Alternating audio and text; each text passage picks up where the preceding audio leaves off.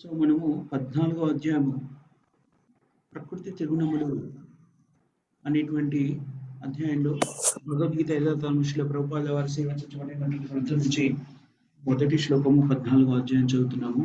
శ్రీ భగవానువాచ శ్రీ భగవానువాచ పరం భూయ ప్రవక్ష్యామి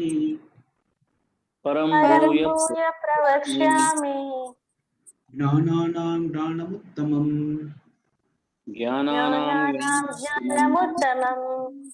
యజ్ఞాత్వా మునయః సర్వే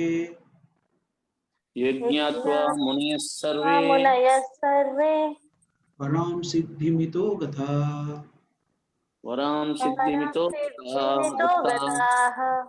పరం భూయ ప్రవక్ష్యామి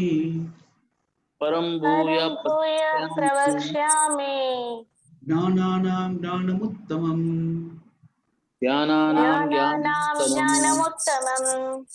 యజ్ఞాత్వా మునయః సర్వే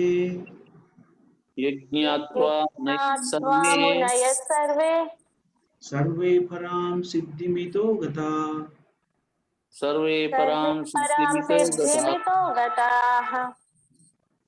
సో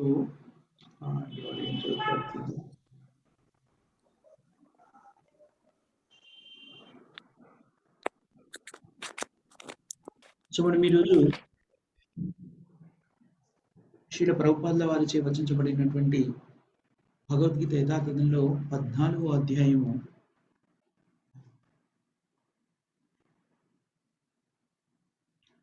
మొదటి 2 శ్లోకాలని చర్చించబోతున్నాం. 14వ అధ్యాయం యొక్క శీర్షిక వచ్చేసి మనకి ప్రకృతి త్రిగుణములు, మోడ్స్ ఆఫ్ మెటీరియల్ నేచర్ ఆంగ్లంలో.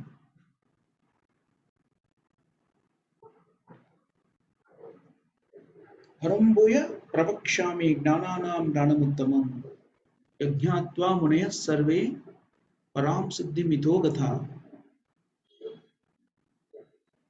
దేనిని తెలుసుకొని మునులందరూ పరమసిద్ధిని పొందిరో అట్టి జ్ఞానములలోకెల్లా ఉత్తమమైన ఈ దివ్య జ్ఞానాన్ని నేను నీకు ఇప్పుడు అందిస్తున్నాను అని, మళ్ళీ దాన్ని తెలియజేస్తున్నానని శ్రీకృష్ణుడు అర్జునుడితో అంటున్నాడు. మనము ఒక విషయం చర్చించుకున్నాం, మీకు గుర్తుందో లేదో. భగవద్గీతలో 18 అధ్యాయాలు ఉన్నాయి. మొదటి 6 అధ్యాయాల్ని ఒక విభాగంగా, రెండో 6 అధ్యాయాలు ఇంకో విభాగంగా, తర్వాతి 6 అధ్యాయాల్ని 3వ విభాగంగా చేర్చారు. ఆ 3 విభాగాల గురించి మనము చర్చించుకున్నప్పుడు ఎవరికైనా గుర్తుందో లేదో? గుర్తుందా ఎవరికైనా? దేనికి సంబంధించిన వివరణని ఈ అధ్యాయాలు మనకు అందిస్తాయి అనుకున్నాం. మొదటి 6 అధ్యాయాలు సంబంధ, తర్వాతి 6 అధ్యాయాలు సంబంధ అభిధేయ, తర్వాత 6 అధ్యాయాలు అభిధేయ, మళ్ళీ 13 నుంచి 18వ అధ్యాయాలు ప్రయోజన. సంబంధ, అభిధేయ, ప్రయోజన అనేటువంటి విభిన్న తత్వాల గురించి మనకి తెలియజేస్తాయి.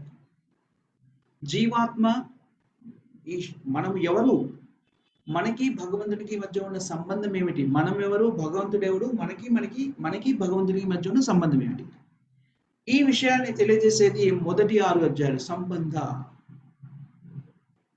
ఆ సంబంధం ఎప్పుడైతే మనకు అర్థమవుతుందో ఆ సంబంధాన్ని పునర్వ్యవస్థీకరించుకోవడానికి చేయవలసినటువంటి కార్యక్రమాలని ప్రాక్టికల్గా దైనందిన జీవితంలో దాన్ని ఎలా ఆచరణలో పెట్టాలి, ఆ సంబంధాన్ని పునఃస్థాపించుకోవడానికి భగవంతుడు చెప్పినటువంటి సూత్రాలని మనం ఎలా ఆచరణలో పెట్టాలో చెబుతుంది తర్వాతి 6 అధ్యాయాలు, 7వ అధ్యాయం నుంచి 12వ అధ్యాయం.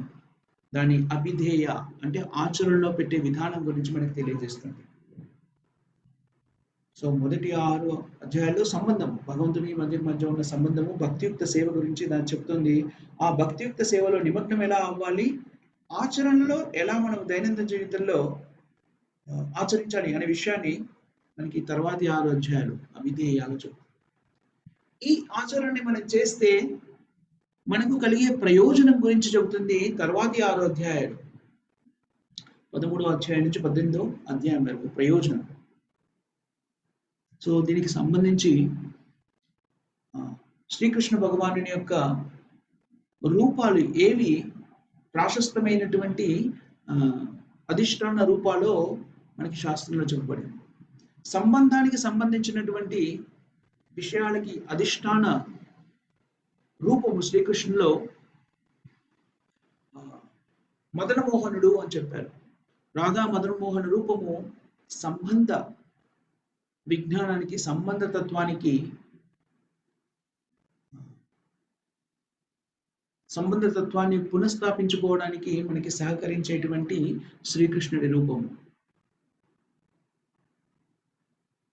తర్వాత రాధా గోవింద. రాధా గోవింద స్వరూపము అభిధేయ తత్వాన్ని అర్థం చేసుకొని ఆచరించడానికి మనకు ఉపకరించేటువంటి శ్రీకృష్ణుడి స్వరూపం. తద్వారా ప్రయోజన సంపూర్ణమైన భక్తియుక్త సేవలో నిమగ్నమైపోయి భగవత్ సేవలో నిమగ్నమై ఆ ప్రయోజనాన్ని, ఆధ్యాత్మిక తాత్విక ప్రయోజనాన్ని పొందే స్థితిని కలుగజేసేటువంటి భగవత్ స్వరూపము శ్రీకృష్ణుడి స్వరూపము రాధా గోపీనాథ్. రాధా మదనమోహన, రాధా గోవింద, రాధా గోపీనాథ్. భగవంతుని యొక్క ఈ స్వరూపాలు, శ్రీకృష్ణుడి యొక్క ఈ స్వరూపాలు మనకి సంబంధ, అభిధేయ, ప్రయోజన అనేటువంటి స్థితులలో అభ్యున్నతిని సాధించడానికి దోహదపడేటువంటి స్వరూపాలు అని చెప్పబడింది. సో ఇక్కడ పరతత్వం గురించి భగవంతుడికి సంబంధించిన పరిజ్ఞానాన్ని 7వ అధ్యాయం నుంచి 12వ అధ్యాయం వరకు చక్కగా వివరించబడింది. దానికి సంబంధించిన ఇంకా సంపూర్ణ విశ్లేషణ వివరణని ఇక్కడ భగవంతుడు అర్జునుడికి అందిస్తున్నాడు అని చెప్తున్నాడు. ఎవరైతే దీన్ని సరైన విధానం ద్వారా ఆధ్యాత్మిక చింతనతోని ఈ పరిజ్ఞానాన్ని అవగతం చేసుకుంటారో వాళ్ళు భక్తియుక్త సేవలో త్వరగా స్థిమిత పొందుతారు. ఇంతవరకు నేర్చుకున్నది ఏదైతే ఉందో దాన్ని ఆచరణలో పెట్టే విధానం కూడా నేర్చుకున్న తర్వాత దాని యొక్క ప్రయోజన ఫలితాన్ని ఆ ఆచరణ విధానం ద్వారా పొందగలుగుతాడు ఎవరైతే దీన్ని ఆధ్యాత్మిక దృక్కోణం నుంచి దీన్ని అర్థం చేసుకుంటారో వాళ్ళు. జ్ఞానము అంటే ఏమిటో మనం తెలుసుకున్నాము చాలాసార్లు. జ్ఞానము అంటే దానికి నిర్వచనం చెప్పుకున్నాము. ఎవరైనా చెప్తారా జ్ఞానం అంటే ఏమిటో?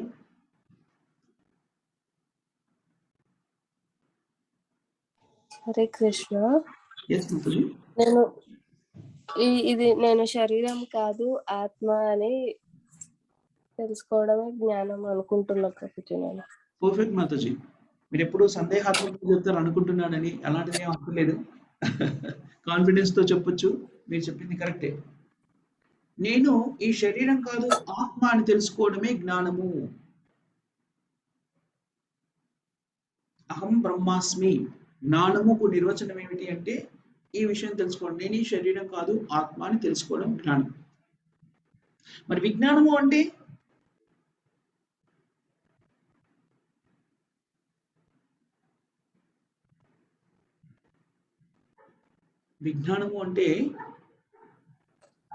జీవేర స్వరూపే కృష్ణ నిత్యదాస్. విజ్ఞానం నేను జీవాత్మని అని తెలుసుకోవడం జ్ఞానమైతే, నా విధి ఏమిటి అంటే శాశ్వతంగా భగవత్ సేవలో నిమగ్నమై ఉండడమే జీవాత్మ యొక్క విధి అని తెలుసుకోవడమే విజ్ఞానము. దాన్ని సంస్కృత పదజాలంలో, బెంగాలీ పదజాలంలో, బెంగాలీ ఎందుకన్నామంటే జీవేర స్వరూపే కృష్ణ నిత్యదాస్ అనేది బెంగాలీ పదం, బెంగాలీ వాక్యం. చైతన్య చరితామృతంలో చెప్పబడింది. అది ఎవరు చెప్పారు? చైతన్య మహాప్రభు స్వయంగా చెప్పారు ఆ విషయం. కాబట్టి జ్ఞానము అని ఎవరైనా, జ్ఞానము అంటే ఏమిటి అంటే మనం అర్థం చేసుకోవాల్సిందంటే అహం బ్రహ్మాస్మి, నేను ఈ శరీరం కాదు ఆత్మ అని తెలుసుకోవడం జ్ఞానం. జీవేర స్వరూపే కృష్ణ నిత్యదాస్. జీవాత్మ శాశ్వతంగా కృష్ణుడి యొక్క సేవలో నిమగ్నమై ఉండాలి, నిమగ్నమై ఉంటారు సేవకుడు అని తెలుసుకోవడము విజ్ఞానము. ఈ జ్ఞానము విజ్ఞానము రెండు కూడా కలిగినప్పుడు అప్పుడు ఆ వ్యక్తి ఏమవుతాడు? ముక్తి పొందుతాడు. దీన్ని అవగతం చేసుకున్నప్పుడు ఏం చేస్తాడు?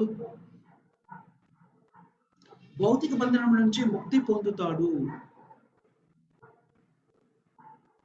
ఎప్పుడైతే మనము జ్ఞానాన్ని చాలా నమ్రతతోని స్వీకరిస్తామో, మనం ఇంతకుముందు 13వ అధ్యాయం ఏం నేర్చుకున్నాము? క్షేత్రజ్ఞ యోగం ఉంది. దాంట్లో క్షేత్రము అంటే దేహము అంటే ఏమిటి, ఆత్మ అంటే ఏమిటి, పరమాత్మ అంటే ఏమిటి, ఈ మూడింటి మధ్య ఉన్న సంబంధం ఏమిటి అనేటువంటిది స్పష్టంగా అవగతం చేసుకుంటే ఆ వ్యక్తి భౌతిక బంధనాల నుంచి ముక్తుడు కాగలడు అని చెప్పారు. మనం చాలాసార్లు చెప్పుకున్నాం ఇది. భౌతిక ప్రపంచంలో మనని బాధించేటువంటిది మన కార్యక్రమాలన్నింటికి మూల కారణం ఏమిటి అంటే త్రిగుణాలు. సత్వ రజస్తమో గుణాలు భౌతిక ప్రపంచంలో స్థిరపడి మనం భౌతిక ప్రపంచం మీద భౌతికత్వంతో ఎవరైతే ప్రభావితం చెందుతారో వాళ్ళు దేంతో ప్రభావితం చెందుతారు? నిజానికి త్రిగుణాలచే ప్రభావితం చెందుతారు.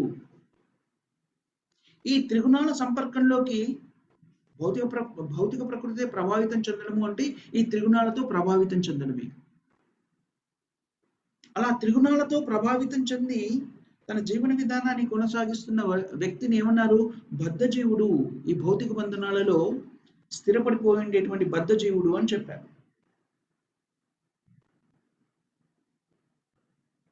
సో ఈ అధ్యాయంలో చాలాసార్లు మనం త్రిగుణాల గురించి మాట్లాడుకున్నాం.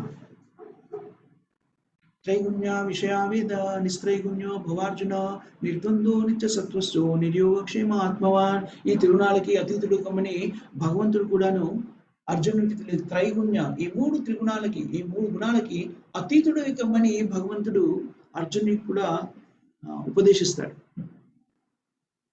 సో వాటికి సంబంధించినటువంటి వివరణ ఈ అధ్యాయంలో మనం నేర్చుకోబోతున్నాం. త్రిగుణాలు అంటే ఏమిటి, అవి ఎలా మన మీద ప్రభావం చూపిస్తాయి, అవి ఆ త్రిగుణాలు మన బంధానికి మరియు మోక్షానికి కారణం ఎలా అవుతాయి, ఈ విషయాలన్నీ కూడాను శ్రీకృష్ణ భగవానుడు మనకి తెలియజెప్పబోతున్నాడు ఈ అధ్యాయంలో. ఈ త్రిగుణాల నుంచి త్రిగుణాలు మన మీద ఎలా ప్రభావం చూపిస్తాయో తెలియజెప్పబోతున్నాడు. కాబట్టి శ్రీకృష్ణ ఏమన్నాడు? ఇది చాలా ఉన్నతమైనటువంటి పరిజ్ఞానము. మిగిలిన అధ్యాయాల్లో చెప్పిన దానికన్నా కూడా చాలా శ్రేష్టమైనది. ఎందుకంటే ఇది ప్రాథమికమైనటువంటి సూత్రము. మనమందరం కూడాను భౌతిక ప్రపంచంలో త్రిగుణాలచే ప్రభావితం చెంది భౌతిక బంధనాల్లో ఐహిక సుఖాల్లో స్థిరపడిపోయి ఉన్నాము. కానీ ఈ త్రిగుణాలు మన మీద ఎలా ప్రభావం చెందిస్తున్నాయి, వాటిని ఆధ్యాత్మికంగా ఎలా మలుచుకోగలుగుతాము అనే విషయాన్ని తెలుసుకున్నాం అనుకోండి, అప్పుడు మనము ఈ భవబంధాల నుంచి ముక్తులం కాగలం. కాబట్టి ఈ త్రిగుణాలకు సంబంధించిన పరిజ్ఞానం అనేటువంటిది చాలా శ్రేష్టమైనది. అందుకని భగవంతుడు ఇక్కడ ఇది చాలా శ్రేష్టమైన విషయము అని చెప్తున్నాడు. ఈ పరిజ్ఞానాన్ని ఎవరైతే సంతరించుకున్నారో అలాంటి మునులు కానివ్వండి, ఋషులు కానివ్వండి, వాళ్ళంతా కూడాను భౌతిక బంధనాల నుంచి ముక్తులు కాబడ్డారు.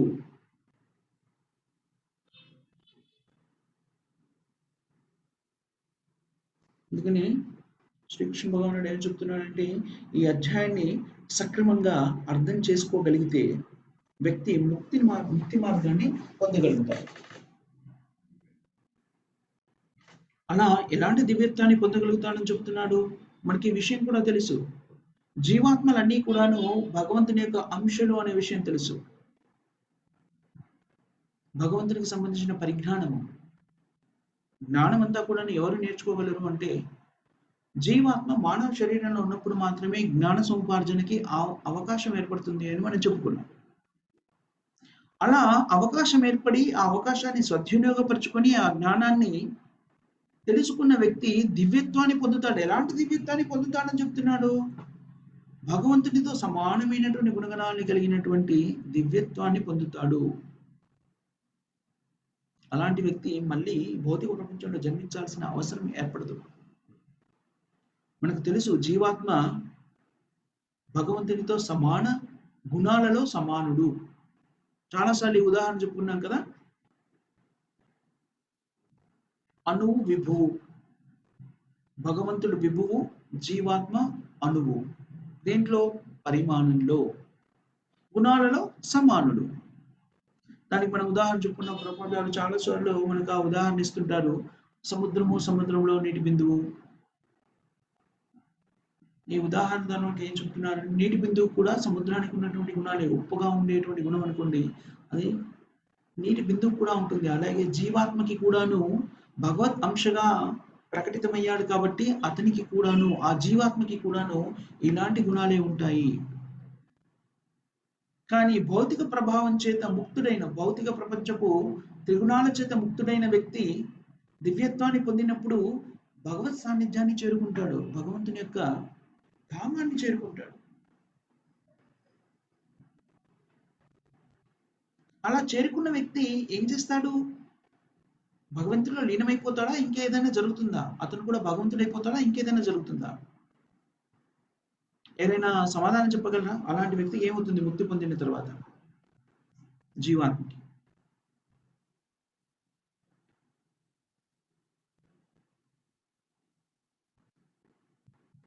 ముక్తి పొందిన తర్వాత జీవాత్మకి ఏం జరుగుతుంది?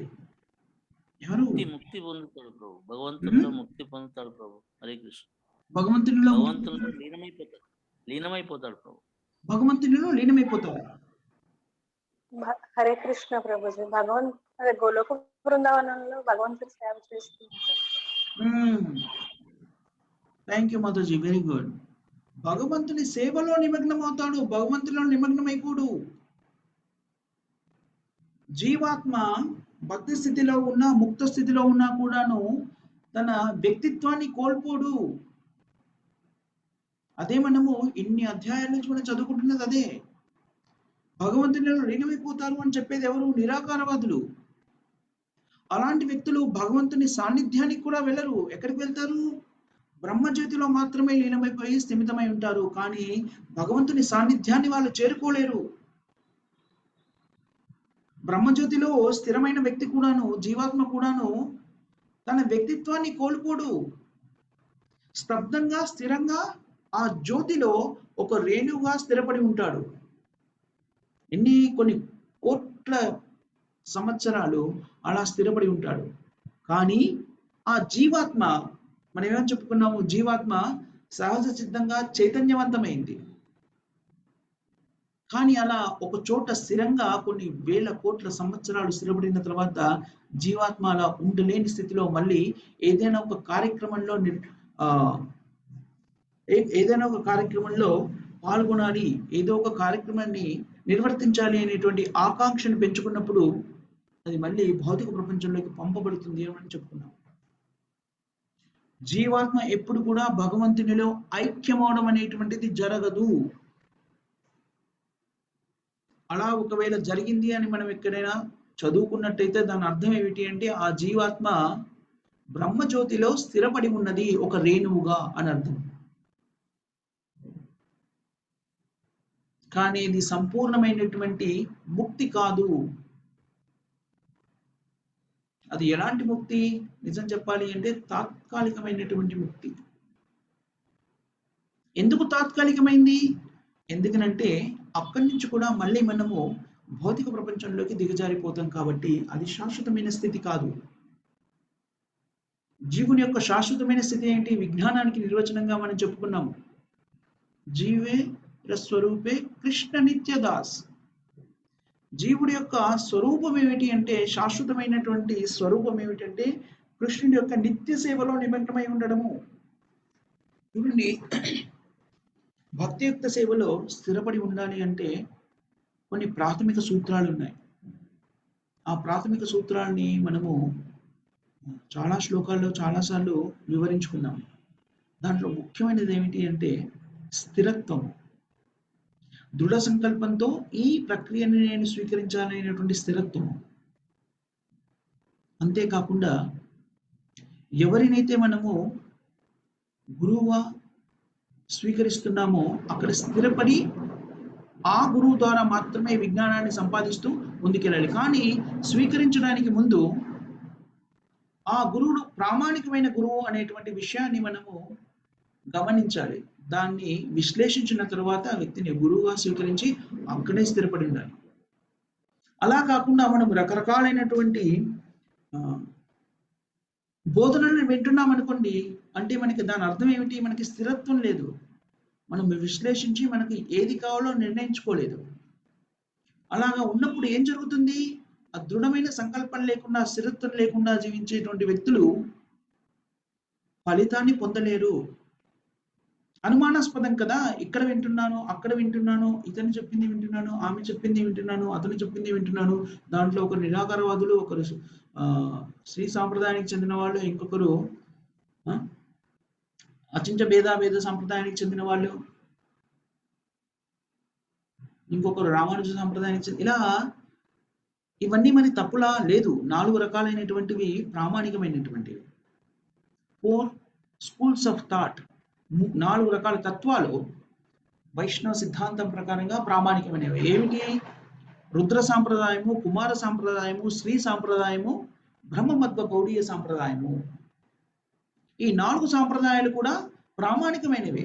కానీ జాగ్రత్తగా ఎవరైనా సరే ఈ జ్ఞానాన్ని అభ్యసిస్తున్నప్పుడు జాగ్రత్తగా వాటిలోని తేడాని గమనించినట్టయితే మనకు తెలుస్తుంది.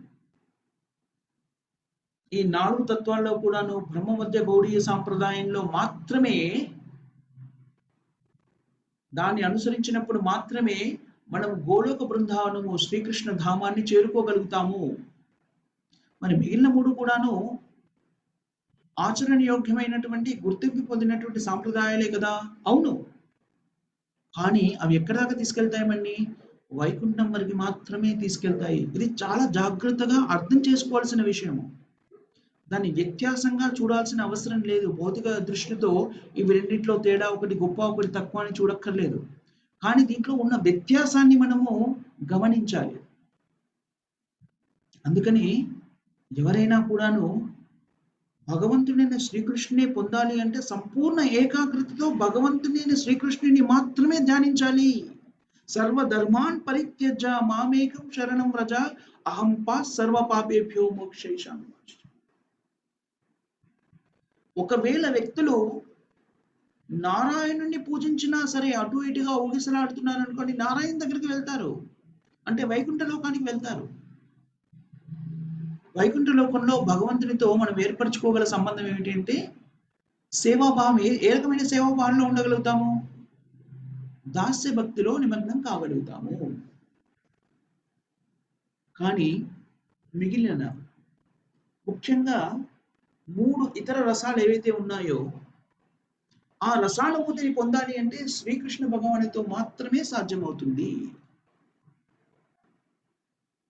సాఖ్య, వాత్సల్య, మాధుర్య, ఈ 3 రకాల రసానుభూతుల్ని పొందాలి అంటే శ్రీకృష్ణుడితో మాత్రమే సాధ్యమవుతుంది. ఈ విషయము సత్యమే. నారాయణుడికి కృష్ణుడికి తేడా లేదు. నారాయణుడే కృష్ణుడు. కానీ నారాయణుడు ఎక్కడ ఉంటాడు? వైకుంఠంలో ఉంటారు. శ్రీకృష్ణుడు ఎక్కడ ఉంటారు? గోలోక బృందావనంలో ఉంటారు. అందుకని అవి రెండింటికి తేడా లేదు, ఒకే వ్యక్తి. కానీ మనము ఏర్పరచుకోగల సంబంధంలో తేడా ఉంటుంది. ఏ రకమైన సంబంధాన్ని ఏ స్థితిలో ఉన్నప్పుడు, భగవంతుడు ఏ స్థితిలో ఉన్నప్పుడు మనము ఏర్పరచుకోగలము అనేటువంటిది విశదీకరించారు. దాంట్లో తేడా లేదు, కానీ వ్యత్యాసం ఉంది. ఏం వ్యత్యాసము? తేడా వ్యత్యాసము అంటే ఒకటే కదా అనుకోవచ్చు. తేడా లేదు, భగవంతుడిలో తేడా లేదు. అదే వ్యక్తి, కృష్ణుడు నారాయణుడు ఒకరే. కానీ మనము కృష్ణుడు నారాయణ స్వరూపంలో ఉన్నప్పుడు దరి చేరితే మనము ఏర్పరచుకోగల సంబంధం ఏమిటి అనేటువంటిది స్పష్టంగా చెప్పారా? తేడా లేదు, కానీ ఏర్పరచుకోగల సంబంధంలో వ్యత్యాసం ఉంది అని చెప్పడానికి శ్రీల ప్రభుపాద గారు చక్కని ఉదాహరణ ఇస్తారు. ఎవరికైనా గుర్తుందా? ఈ ఉదాహరణ కూడా మనం చాలాసార్లు ఇచ్చుకున్నాం. ఎవరికైనా అది గుర్తుందా?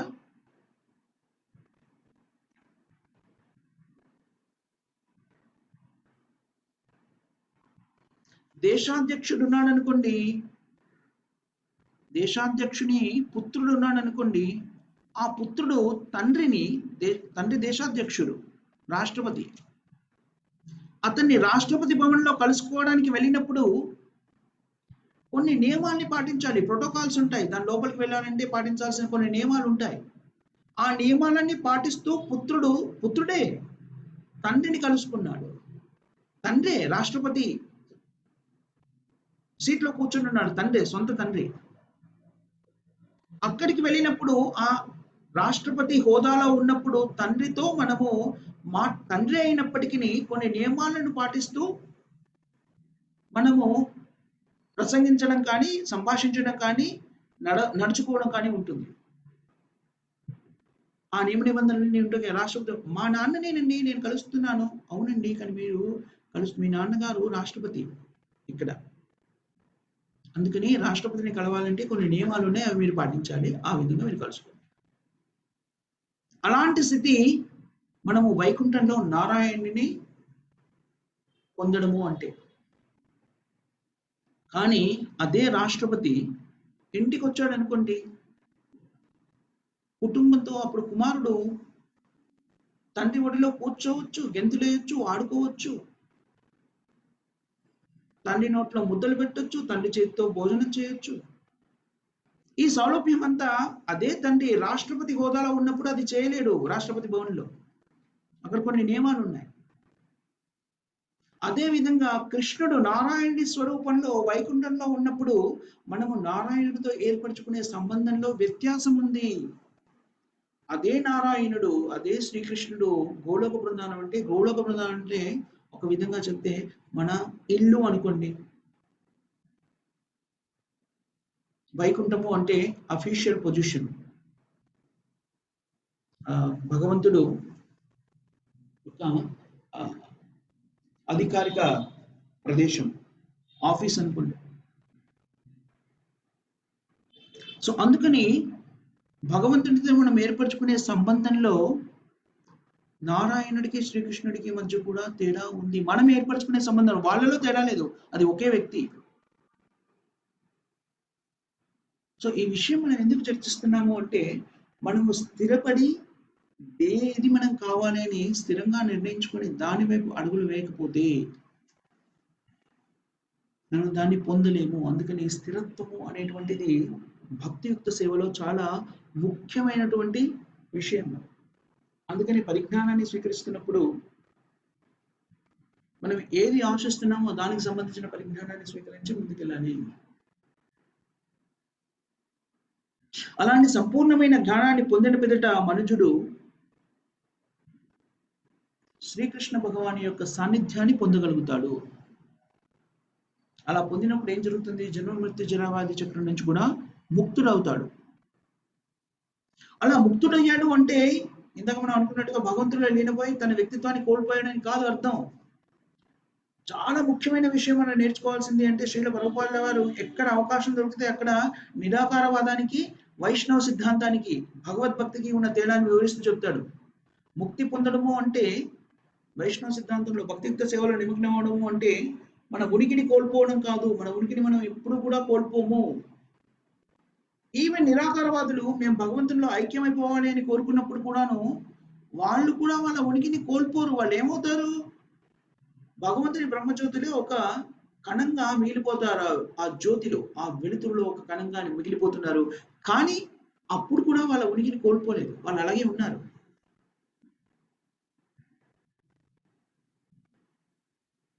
ఇది చాలా చాలా చాలా ముఖ్యమైనటువంటి విషయం. మనము బాగా గుర్తుపెట్టుకోవాలి. జీవాత్మ ఎప్పుడు కూడా భగవంతుడు కాలేడు.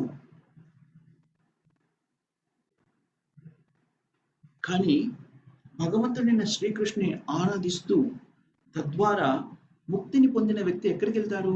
భగవద్ధామాన్ని చేరుకొని భగవంతుని యొక్క ప్రేమయుక్త సేవలో నిమగ్నమై ఉంటాడు. అలాంటి వ్యక్తి ఇప్పుడు భగవంతుని పాదపద్మాల్ని దర్శిస్తూ, ముఖారవిందాన్ని ఆలకిస్తూ భగవత్ సేవలో తన బంధాన్ని బట్టి నిమగ్నుడై ఉంటాడు. ఒకనొక జీవాత్మ భగవంతునితో మాధుర్య భక్తిలో ఉండవచ్చు, శ్రీకృష్ణుడితో మాధుర్య భక్తిలో ఉండవచ్చు. అలాంటి వాళ్ళు ఎవరు? గోపికలు, గోపబాలులు. వాత్సల్య భక్తిలో ఉండవచ్చు, భగవంతుని తమ శిశువుగా భావించేటువంటి స్థితి. సాఖ్య భక్తులుగా ఉండవచ్చు, భగవంతుని తమ మిత్రులుగా భావించేటువంటి స్థితి. అలాగే దాస్య భక్తిలో కూడా ఉండవచ్చు శ్రీకృష్ణుడితో. ఇలా వైవిధ్యమైనటువంటిది ఆధ్యాత్మిక జగత్తులో ఎంతో వైవిధ్యం ఉంది. మనుషులు ఏమనుకుంటారు అంటే, ఓకే భక్తి మార్గము అన్నారు, ఏదో భగవంతుని గురించి ఆరాధించడం అన్నారు, ఆధ్యాత్మిక జగత్తుకి వెళ్తే ఏముంటుంది, ఇంకా ఏం ఉండదు అనుకోవడానికి వీల్లేదు. ఆధ్యాత్మిక జగత్తులో విభిన్నత్వము అనేటువంటిది కోకొల్లుగా ఉంది. మనం భౌతిక ప్రపంచంలో అయితే విభిన్నటువంటి విధులను ఎలా నిర్వర్తించగలుగుతామో ఇంతకీ కోట్ల రెట్లు ఎక్కువ విభిన్న తత్వాలు, విభిన్నమైనటువంటి జీవన విధానము మనకు ఆధ్యాత్మిక జగత్తులో కనబడుతుంది. భౌతిక జగత్తు ఆధ్యాత్మిక జగత్తు యొక్క ప్రతిబింబము అని చెప్పారు, వికృత ప్రతిబింబము అని చెప్పారు. అందుకని ఈ భౌతిక జగత్తులో మనము సంపాదించే జ్ఞానమంతా కూడాను ఏంతో ఉంటుంది? త్రిగుణాలతో మాలిన్యం పొంది ఉంటుంది. సత్వ రజస్తమో గుణాలు. కానీ ఆధ్యాత్మిక జ్ఞానము ఈ త్రిగుణాలకి అతీతమైనటువంటిది. మనము చాలాసార్లు విషయం నేర్చుకుంటాము, ఎంతవరకు దాన్ని మనము అవగతం చేసుకొని జీర్ణించుకున్నామో తెలియకపోయినా ఈ విషయం మనం చాలాసార్లు చర్చించుకున్నాం. భగవంతునికి సంబంధించిన విజ్ఞానము, అతనికి సంబంధించిన లీలలు అవన్నీ కూడా విభిన్నమైనవి కావు, అవన్నీ కూడా ఒకటే. భగవంతుడి నామము, భగవంతుని రూపాలు, భగవంతునికి సంబంధించిన జ్ఞానము అవన్నీ కూడాను వాటన్నిటిలో కూడాను తేడా ఏం లేదు. అందుకనే భగవంతుడు భౌతిక ప్రపంచంలోకి ఆవిర్భవించినప్పుడు కూడా ఈ త్రిగుణాలచే ప్రభావితం చెందడు కాబట్టి ఆధ్యాత్మికంగానే ఉంటాడు. మనము ఇంతకుముందు శ్లోకంలో 13వ అధ్యాయంలో ఈ విషయం ఒకసారి సంభాషించుకున్నాం. ఇది చాలా ప్రదేశాల్లో కూడాను, భాష్యంలో కూడా శిల ప్రభుపాద మనకి వినిపిస్తారు. భగవంతుడు భౌతిక ప్రపంచంలో ఆవిర్భవించినప్పుడు మూడు లేని వాళ్ళు ఏమని అనుకుంటారు? ఇవాళ మనం భాగవతం క్లాసులో కూడా దీన్ని చెప్పుకున్నట్టున్నాం. మూడు లేని వాళ్ళు ఏమనుకుంటాడు? భగవంతుడు కూడాను మనలాంటి భౌతికమైన వ్యక్తి అనుకుంటారు. కానీ నిజానికి భగవంతుడు తన స్థితిని ఎప్పుడూ కోల్పోడు. భగవంతుడు ఆధ్యాత్మిక జగత్తులో ఎలాగ ఉన్నాడో భౌతిక జగత్తు వచ్చినా కూడాను ఆధ్యాత్మిక శరీరాన్ని కలిగి ఉంటాడు. భగవంతుని యొక్క స్థితి ఈ త్రిగుణాలచే మాలిన్యము పొందదు. ఎందుకంటే భగవంతుడి శరీరం కూడా ఆధ్యాత్మికమైనది, భగవంతుడు ఆధ్యాత్మికమైన వాడు, త్రిగుణాలకి అధిపతి. ఎప్పుడైతే మానవుడైతే కూడాను, జీవాత్మ కూడా, మానవ శరీరంలో ఉన్న జీవాత్మ కూడాను ఆ స్థితిని ఎప్పుడు పొందగలుగుతుంది అంటే భగవంతుని యొక్క ఆధ్యాత్మిక స్థితిని, తన యొక్క స్థితిని, తాను కూడా ఆధ్యాత్మికుడు అనే విషయాన్ని గ్రహించి తన శరీరము భౌతికమైనది, అది త్రిగుణాలకి లోబడి ఉన్నది అనేటువంటి పరిజ్ఞానాన్ని కలిగి ఉన్నప్పుడు ఈ త్రిగుణాల మాలిన్యం నుంచి బయటపడగలుగుతాడు.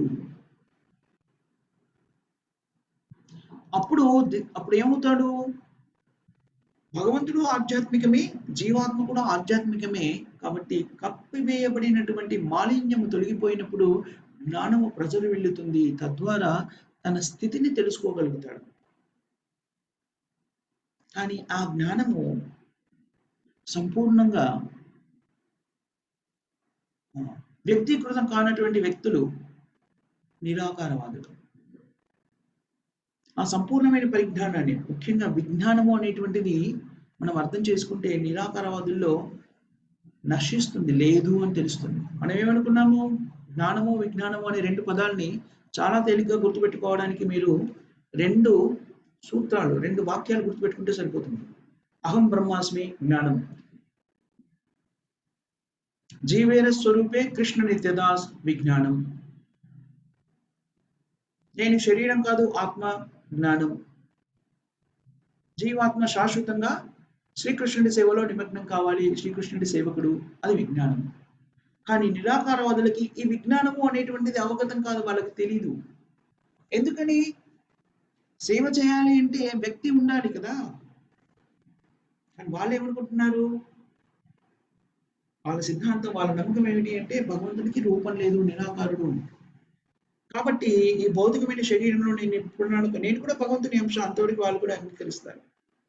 అంశానే కాదు, వాళ్ళు ఏమంటారు? ఆ అంశ అనేది దానికి వాళ్ళు ఏమంటారు? నేను కూడా భగవంతుడిని. కానీ అజ్ఞానంలో స్థిరపడి ఉన్నాను కాబట్టి ఇప్పుడు భౌతికమైన శరీరం నాకు ఉసంగపడింది, అందుకని నేను భగవంతుని అనే విషయం మర్చిపోయాను. కానీ ఎప్పుడైతే ఈ శరీరం తొలగివేయబడుతుందో అప్పుడు నేను అనంతమైనటువంటి శూన్యంలో కలిసిపోతాను, తద్వారా నేను కూడా భగవంతుని అయిపోతాను అనేటువంటి భావనతో జీవిస్తుంటారు. వాళ్ళు నిరాకారవాదులు. అలాంటి వాళ్ళు సంపూర్ణ పరిజ్ఞానవంతులు కారు. అందుకనే వాళ్ళు బ్రహ్మజ్యోతి వరకు మాత్రమే వెళ్ళగలుగుతారు.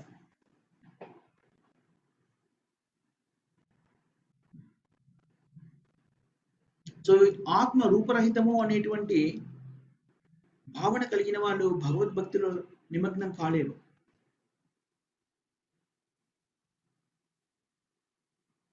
వాళ్ళు ఇంకో విషయం కూడా అర్థం చేసుకోవాలి. భౌతిక జగత్తులో భిన్నత్వం ఉంది కదా, వైవిధ్యం ఉంది కదా, రకరకాల కార్యక్రమాలు ఉన్నాయి కదా. అదే విధంగా ఆధ్యాత్మిక జగత్తులో కూడా ఈ వైవిధ్యం ఉన్నదనే విషయం వాళ్ళకి అవగతం కాదు.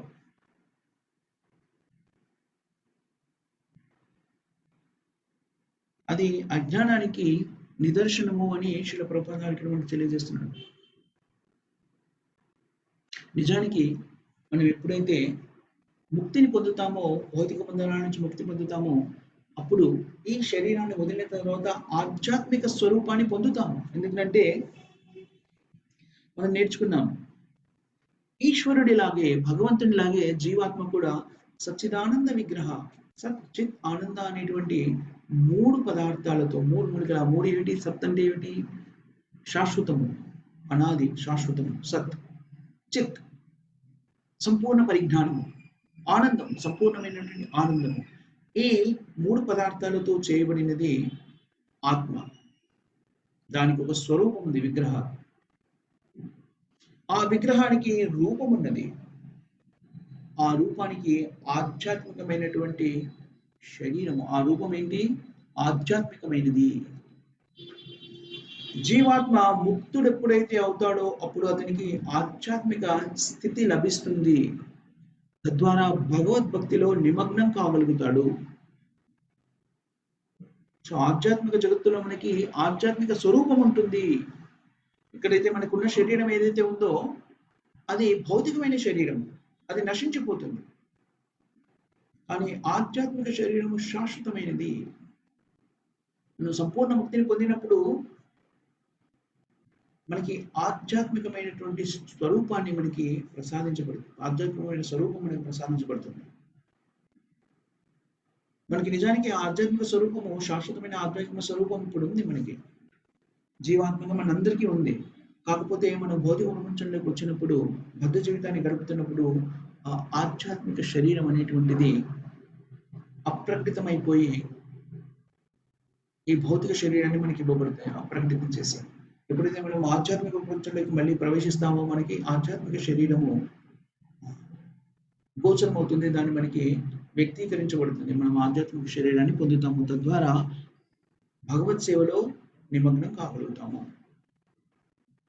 అలా ఆధ్యాత్మిక స్థితిలో ఉన్నప్పుడు మాత్రమే భగవంతుని యొక్క సేవలో నిమగ్నం కాగలుగుతాం. అక్కడ భౌతికమైన గుణాలకి అతీతంగా ఉంటాం అక్కడ మనం. ఎందుకంటే ఆధ్యాత్మిక జగత్తులో ఈ త్రిగుణాలు అనేటువంటివి కనిపించవు.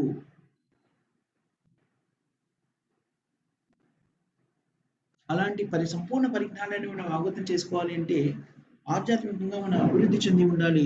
దానికి మనకి నిర్దేశించినటువంటి విధానం ఏమిటి అంటే, కలియుగంలో నిర్దేశించినటువంటి విధానం ఏమిటి అంటే హరినామ సంకీర్తన చేయడం ద్వారా, హరే కృష్ణ మహామంత్రాన్ని జపించడం ద్వారా మనము ఆ స్థితిని పొందగలుగుతాము. హరే నామ హరే నామ కేవలం కలవు నాస్తేవ నాస్తేవ గతిన్నదా. హరే కృష్ణ కృష్ణ కృష్ణ హరే హరే, హరే రామ రామ రామ హరే హరే మంత్రోచ్చారణ ద్వారా మనము భక్తియుక్త సేవలో నిమగ్నం కాగలుగుతాము. తద్వారా ఆధ్యాత్మిక జగత్తును పొందగలుగుతాము. సో మనం ఇక్కడ ఆపిద్దాం. ఎవరికైనా ఏమైనా క్వశ్చన్స్ కానీ కామెంట్స్ కానీ ఉన్నాయా మాతాజీస్ అండ్ ప్రభుజీస్?